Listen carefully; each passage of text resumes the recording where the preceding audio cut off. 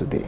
And many of the expenses that are attached to this sector are a function of the tariffs. Because what the entire value chain is suffering from is lack of liquidity. And without liquidity, you can't get the sort of investments that will come in. Because if you're dealing with any business in which from the outset, you know that the cost at which you are selling a product is far higher than what you are getting from it, it's not going to be an attractive proposition. When you say the tariff, the cost-reflective tariff has not been, we haven't achieved that yet, can that be done without us addressing the challenge of metering? Oh, metering is also a function of tariff, getting the right tariffs, because to invest in meters is huge. And I'll give you numbers, at least for a code that I'm familiar with.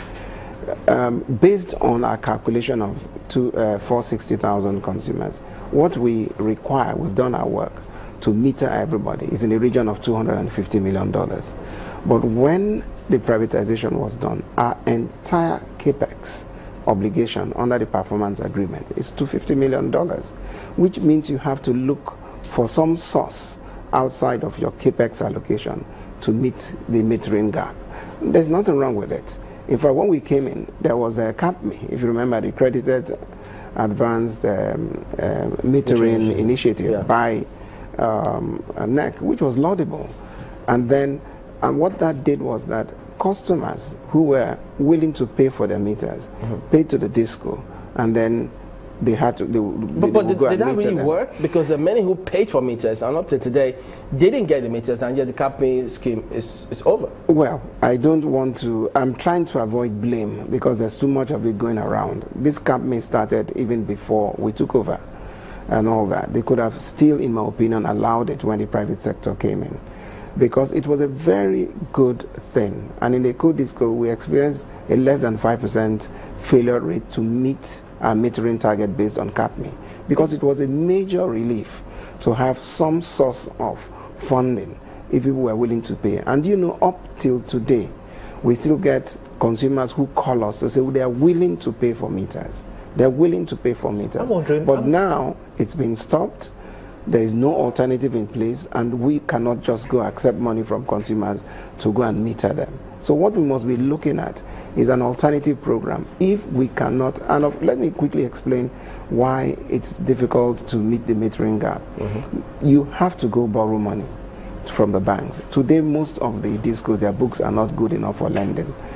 And that's one. Two, the lender wants a clear sight about how he's going to be paid. And your costs don't reflect, your tariffs don't reflect the costs. So it's a no-no for many of them. And we've done the calculation, a meter at today's cost, when you install a meter, it takes you like 18 years, recovery time, if you look at the economics of it. So that is a model that's not going to work.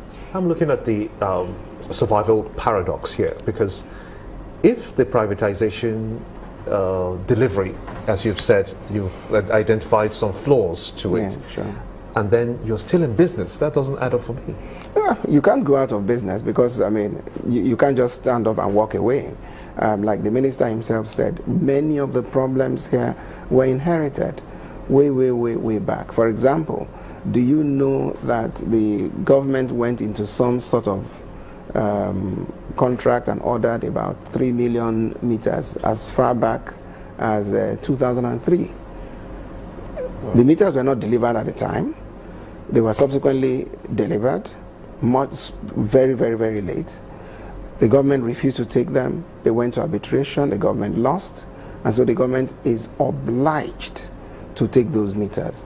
And I remember the last administration, just at the point where the assets were being handed over, the government called us, the new owners as it were, to plead with us to accept those meters.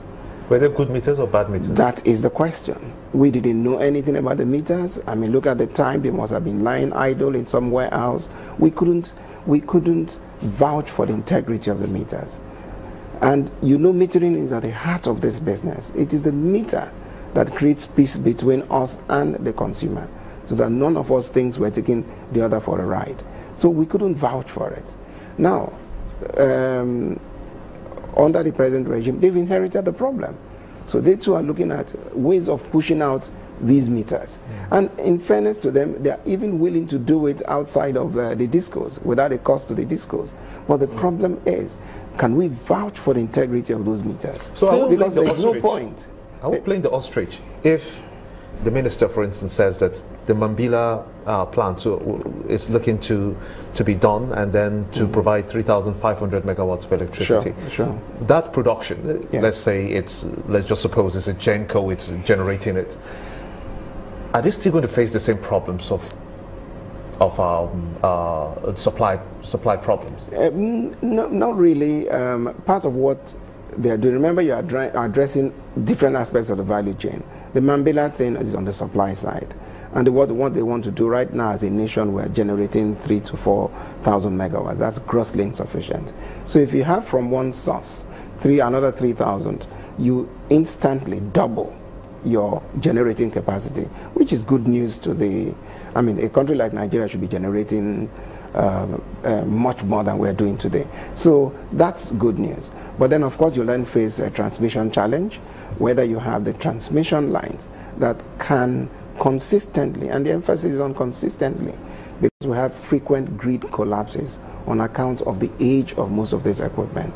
I know they're working on them as we speak, but the truth is that challenge is there. So you may have the power, you may not be able to transmit it efficiently. Then at the distribution end has its own issues as well. Metering being one of them. If you don't meter customers, you have quarrels. Speaking about metering. Yeah, sure. There's this statement credited to Ibadan Disco, where I think they say that it won't be a bad idea if consumers are allowed to buy meters from manufacturers directly. Well, we've got to be careful with that, because again, remember, meter works for both the distribution companies and the consumers. So we must vouch for its integrity. The concern I have with the consumer buying directly from the manufacturer is similar to a customer who walks into a restaurant to go and eat, and after eating, he's the one who prepares his bill for the restaurant and all that. It's got to be looked at carefully. Our concern right here is... Do you support it or not? I don't support it, but not that I don't... I have to be careful not to look like I don't support anything that would enable us to add more meters. But the way you structure is what I'm concerned about. What